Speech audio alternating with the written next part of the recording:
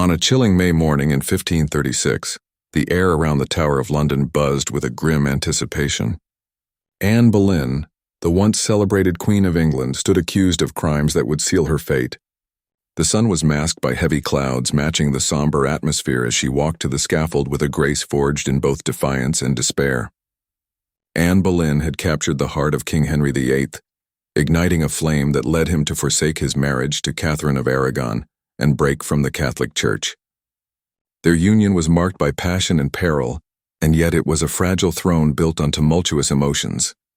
As whispers of discontent spread throughout the court, rumors veiled in deceit painted Anne as a conspirator, a seductress, and a traitor. What had begun as a love story turned into a tale stained by ambition and betrayal. With her marriage to Henry crumbling under the weight of his waning affection, it became evident that Anne's life hung precariously by a thread. In early May, the storm broke. She was arrested, accused of adultery, incest, and plotting the king's death. The charges were monstrous, almost unfathomable, yet they were presented as undeniable truths before a court swayed by intrigue and fear. Accompanied by her own brother, George Boleyn, and 4 other men, Anne's fate was sealed before any true evidence could surface.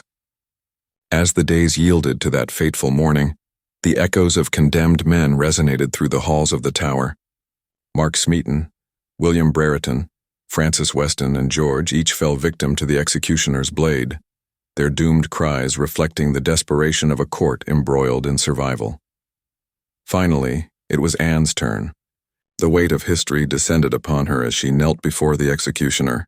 Eustace Chapuys, the Spanish ambassador, noted her composure, capturing the essence of a woman who faced her end with a stoic dignity. Her death marked not merely the loss of a queen, but the birth of a narrative that reshaped the Tudor dynasty.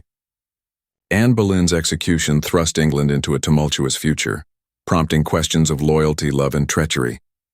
Almost 5 centuries later, debates continue over her guilt, whether she was a villain or an unwitting victim of royal machinations. What remains undebatable is her enduring legacy, forever etched in the annals of history as a pivotal figure, whose fall heralded seismic shifts in faith, power, and identity within a nation.